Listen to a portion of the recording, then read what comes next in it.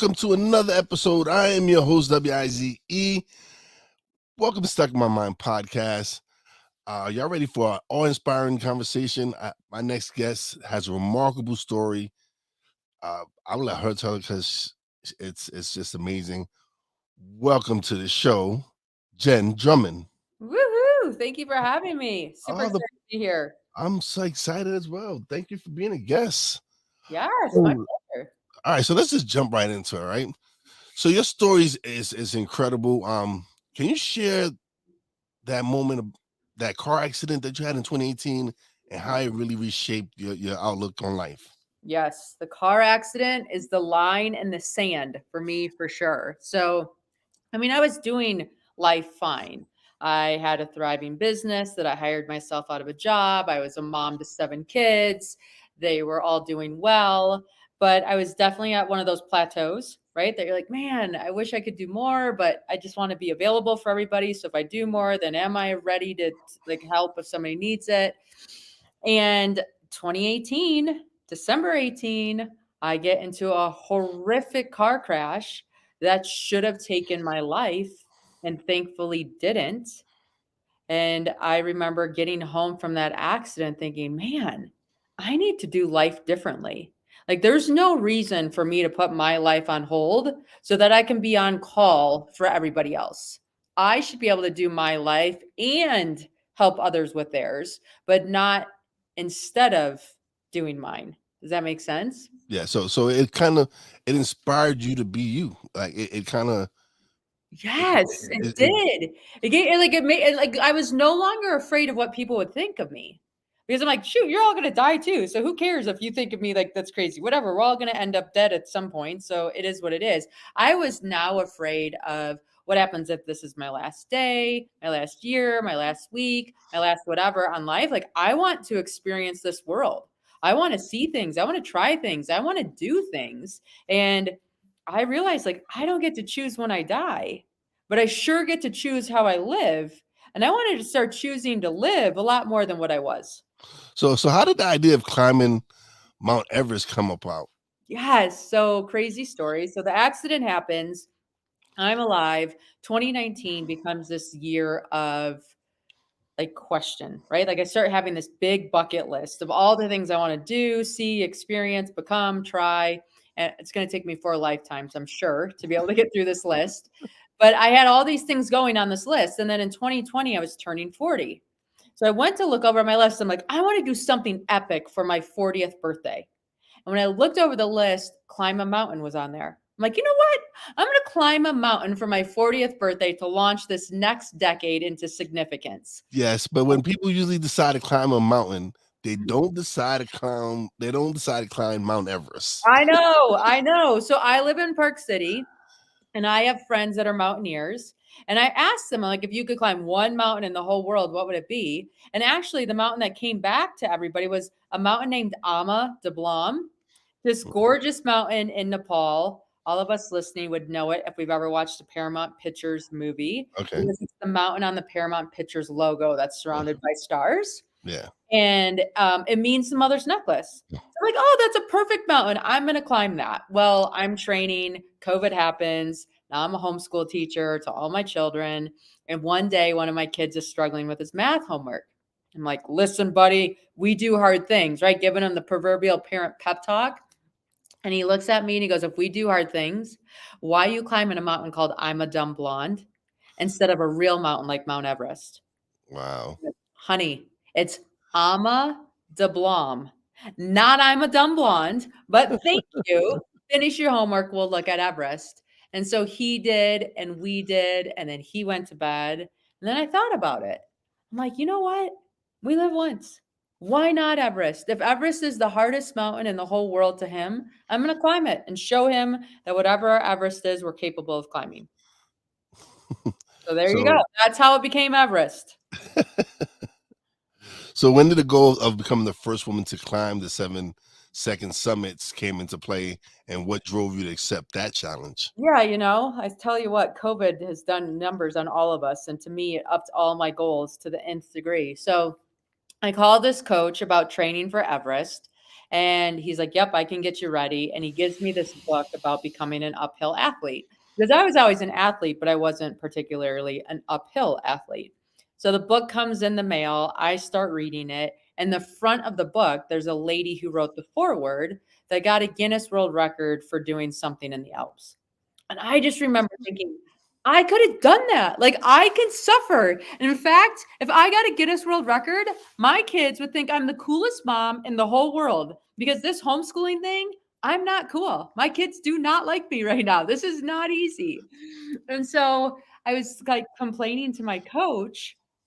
He's like, oh, don't worry. I'll think of something. I'll think of something. I'm like, okay, Alan, think of something, but listen, I'm not growing pumpkins, speed eating hot dogs, like growing crazy fingernails to get in this record book. I want to do something cool. And he's like, I'll think of something. So a few weeks later, he calls me back and he's like, Jen, I've got the perfect world record for you. I think you should be the first woman to climb the 7-second summits. I'm like, what? What are the what? What did you even say? It sounds like a tongue twister. He goes, listen. He goes, the 7-second summits are the second highest point on each of the 7 continents. Still is a mouthful. And it's harder than the first 7. In fact, it's been done by one male. So you would be the first female to do it.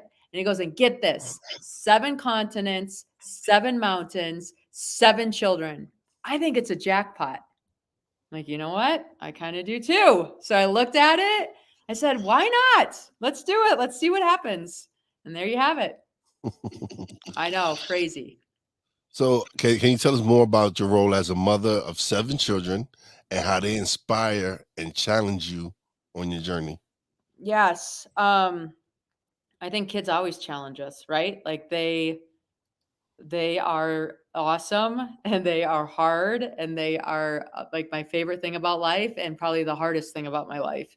I actually struggled to have kids in the beginning. Naturally, it just wasn't working. So I had to go get help from a fertility clinic. And when I worked with the clinic, things weren't even working then. And then finally, we came up with a chemical cocktail that turned me into a hen. And so I went from 0 eggs to 28 eggs in one of these harvests. And those 28 eggs became 14 embryos. And I believed that embryos were life. So we were just going to give it a shot. They thought I'd get 3 or 4 kids. I got 7. So I have 7 amazing humans that call me mom. And I love them, but they definitely, like I finished this world record in June 1st of 2023. I'm feeling pretty good about myself. This was a big undertaking. I get off the airplane at the airport. My son gives me a hug and he's like, good job, mom. I'm like, thanks, honey. He goes, mom, you have bad breath. I'm like, thanks, honey. I've been on a plane for 12 hours. Yes, I probably do. But like, they just keep you humble and they keep you curious and they keep you inspired to do life because they're watching. Yeah. They kids are brutally honest. Yes, they are. Brutally honest. Yes. I have a grandson, Bryson, and he would let you know he's just turned 3. And Oh, he is a handful, but he is very smart, and he lets me know if I stink or whatever. yes.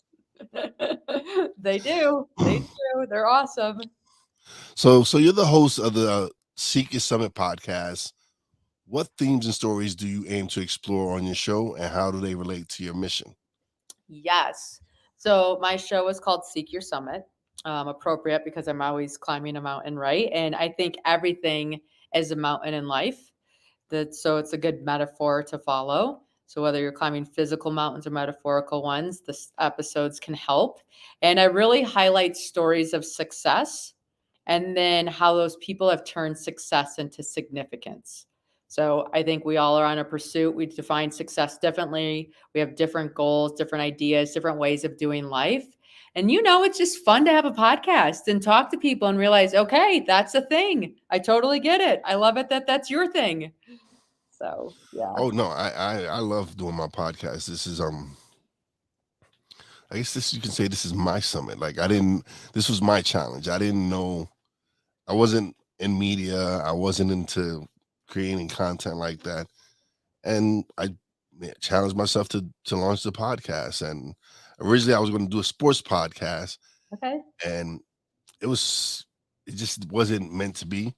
Okay. And when I decided to go into more conversation pieces and interviewing people like yourself that have amazing stories, it was like, all right, this is what I want to do. Yeah. And it's just been a blessing to be able to record my podcast for the last 3.5 years. And I'm just having such a great time doing it. Yeah. I know, it's so fun. And we get better at it, right? It's funny, if I go back to my beginning episodes, I'm like, "Oh my gosh, this is crazy." Like, what? And now I look at it, I'm like, "Okay, at least we're seeing improvement. At least there's improvement." And I think a lot of people always compare, right? And we forget, like, you go back to the beginning days. Go back to the beginning days of Seinfeld. Go back to the beginning days of anything that you like, and you're gonna see, "Oh, wow, it wasn't that awesome in the beginning. It's something that evolves and becomes, and it's fun to be on the journey of it." No, yeah, you're absolutely right. It was something my nephew was when I started with my nephew and everything, and he was like, "No, let's just keep recording until we get better." And I was like, "No, let me release this first episode because I just wanted to show where I started at. Wanted to show the growth from where I was at then to where I'm at now, and it's night and day. Oh, And with every episode, I improve. At least I hope I improve with every episode. But yeah, you can tell from even my first 100 episodes to where I'm at now. You can just tell the growth, and you can see that I'm gaining more confidence with each episode. yeah, that's awesome. So okay, all right. So in your journey from success to significance, what advice would you give individuals seeking to make a similar transition in their own lives? Um, there's a few things. Definitely think that if you have a big goal, you need a big team. So I learned this from mountaineering, and I talk about it in my book, Break Proof: 7 Strategies to Build Resilience and Achieve Your Life Goals, where we went to climb a mountain in Pakistan. And not a lot of people climbed that year because of COVID still and things like that. Not everybody got permits. And it was a big mountain that we didn't have a big enough team to set the ropes, to put up the tents, to do all the different pieces. So everybody was doing more than their share of the work, making them tired, making it a lot more dangerous to climb and all these other things. So on one of the mountains, I turned around. I'm like, you know what? This is not how it's supposed to be. My life's at risk. It doesn't make sense to continue. And it was just this good example in life that if you have a big goal, it's going to take a big team to make that goal happen. And if you're starting to run out of energy in your life, but you want to achieve X, Y, or Z, like, one of the first things I encourage you to do is look around and be like, who's helping you? Who's helping you lighten the load so that it's easier for you to get to the top of the mountain? Why do they have Sherpa? They have Sherpa on the mountain so that I don't have to carry all my own gear up the entire thing. Those guys are trained to carry gear.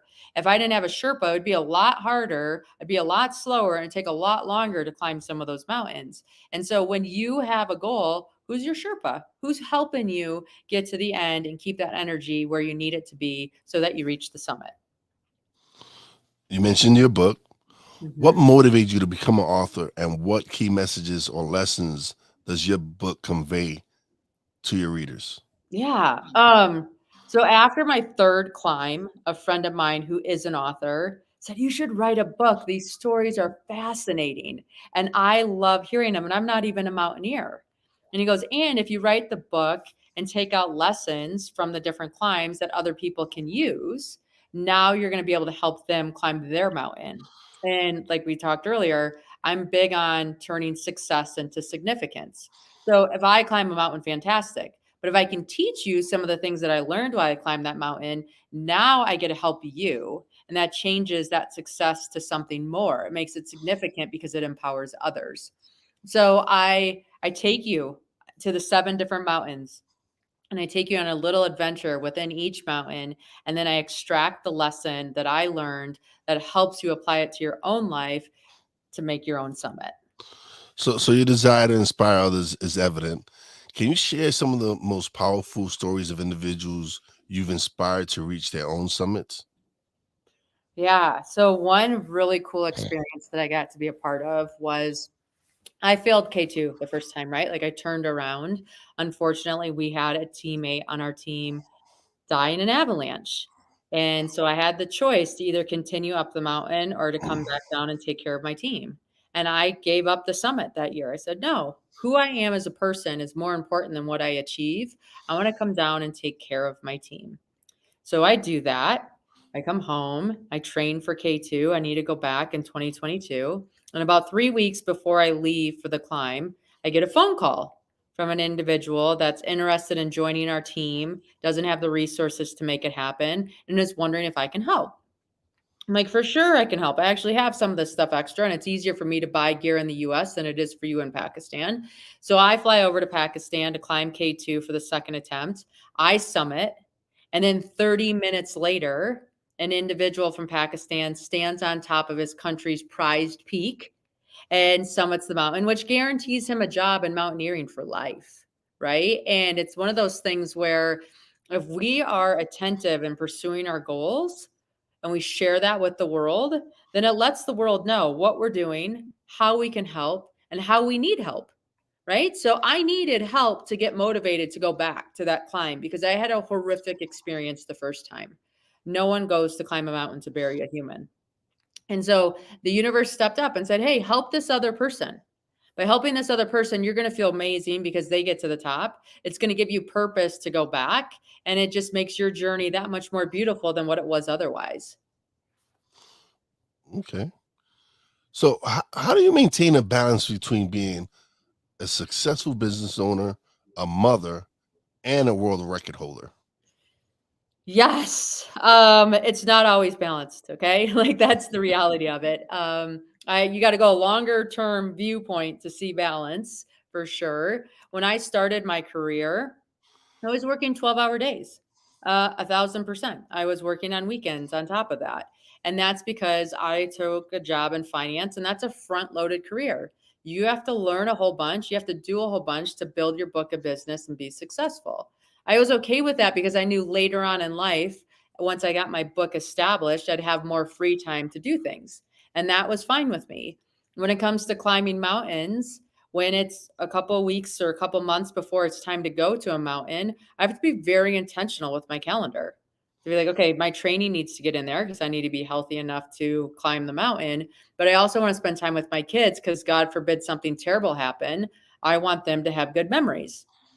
So that might mean I'm overlapping activities. I might go to a soccer game and bring a 12-inch step so that I can do my step ups while I'm watching him play soccer and still get some fitness in. Right. So you just get creative and you become very intentional with your time so that you're making the most out of the moments you have.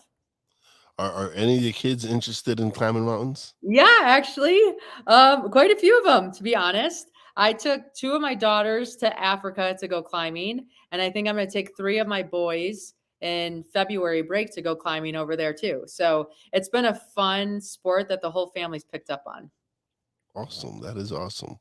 Yeah. So what's next for Jennifer Drummond? Are there any new adventures, goals, or projects on the horizon that you'd like to share? Yeah, I did promise myself. So I just finished the world record on June 1st of 2023. I promised myself I would not take on another huge goal for at least a year because my personality is a quick start and a hard stop. And so I want to be very intentional about what I pick up. And I also think we're so focused on what's next that we kind of forget to celebrate what is. And so this is my year of just celebrating what is. But I have the book coming out that's in pre order right now, which is exciting for me. And I love giving speeches. I love connecting with an audience on stage and doing that whole thing. So that I have quite a few speeches booked out this year. So is that something that has come about because of the mountain climbing? Is it something that you had intended to do? Did you want to do public speaking? I didn't really even think about it. Like what I got into the mountain climbing, and then because it's climbing summits, and a lot Hmm. of companies have summit events or their Yeah. annual summit, it just lined up. And I did a speech for a company and I loved it. I'm like, oh my gosh, this is so much fun. I want to do this again. And I keep getting hired. So life is good. I mean, I would say it is. I wouldn't keep hiring. I'm gonna take the job. Yeah. Yeah, yeah, yeah, yeah. Call me up. I'm in. So your desire to inspire is significantly clear. What is the keys you what are the key ways you believe people can find and embrace their own paths to a significant life? I think it's being allowing time to reflect and say, okay, what was good about this day? What was bad about this day? And not necessarily judging yourself, but just allowing you to structure your day so you have more things that you like doing and you spend less time doing things you don't like doing. And then just checking in. One of the concepts that I talk about in the book is sometimes the goal isn't the goal. I once took on this pursuit to get my private pilot's license. I went on a private plane. It was an amazing experience. I was like, I want more of this. I want to get my license so I can afford to do this. So I go to get my license and I was like, oh, I actually don't really like this that much. The entire time I'm in the air, I'm scanning gauges for something going wrong. And then I'm scanning the environment of where I would land the plane if something went wrong.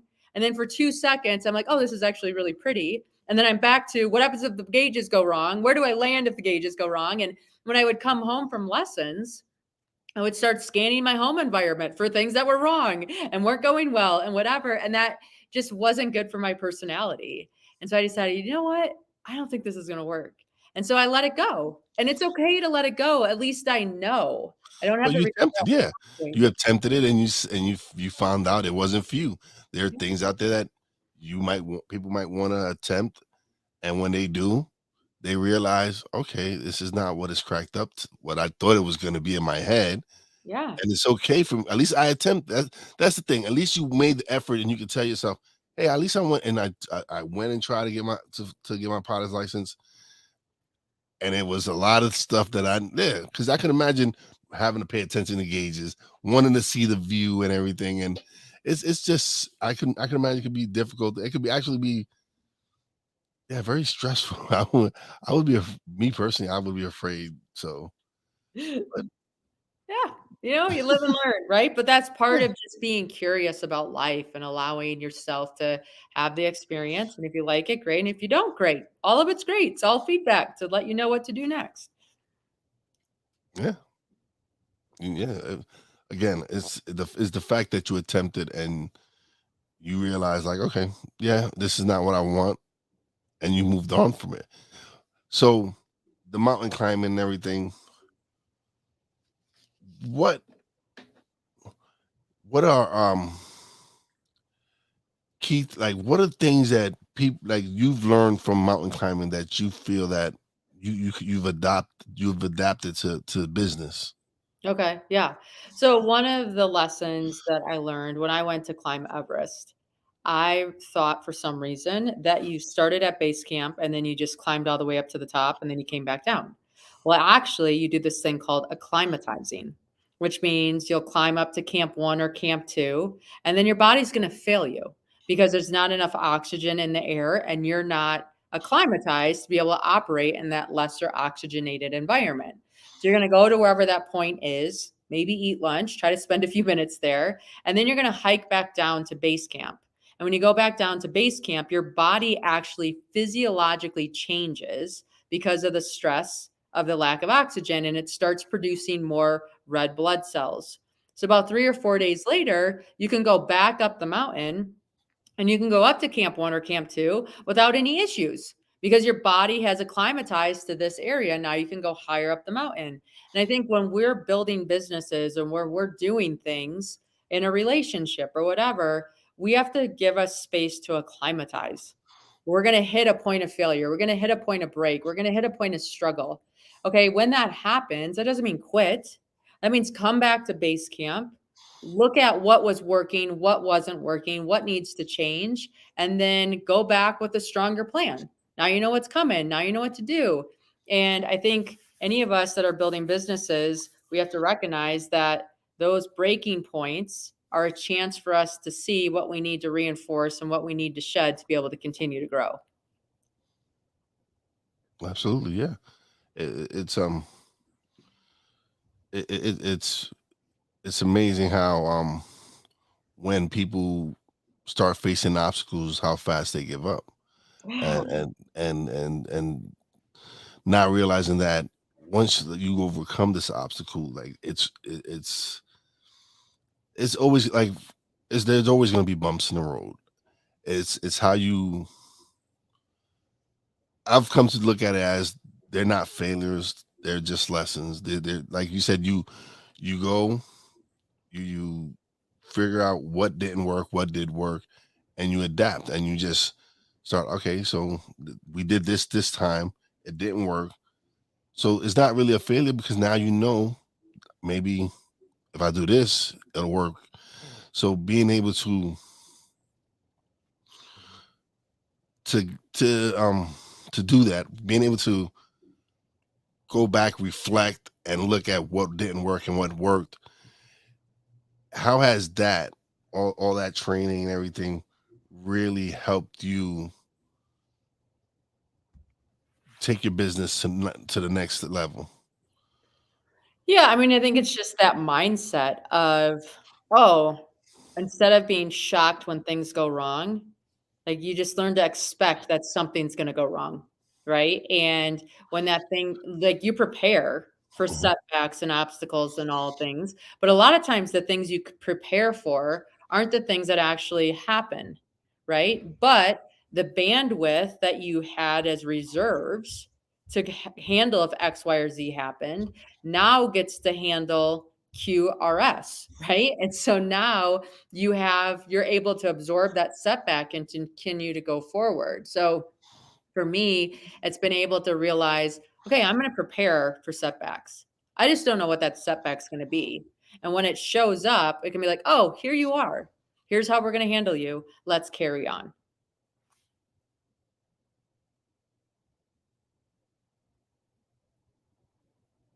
Oh, did we freeze?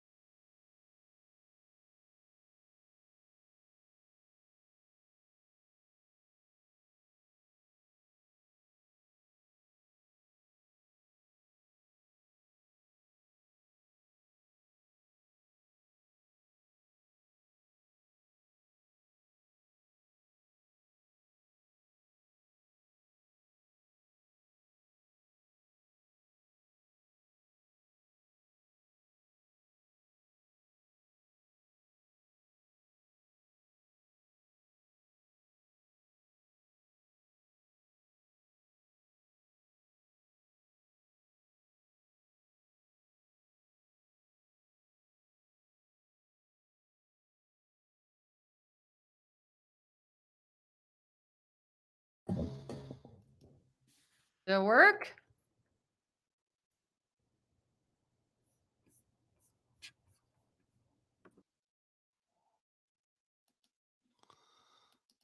Come on.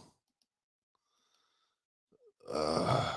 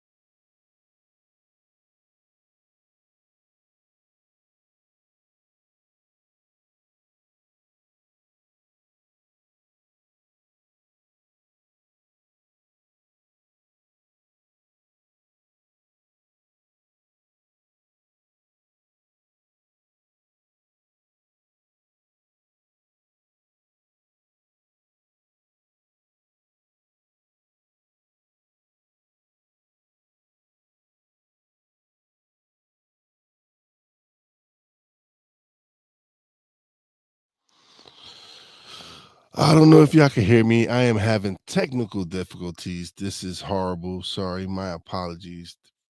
This sucks. It really do.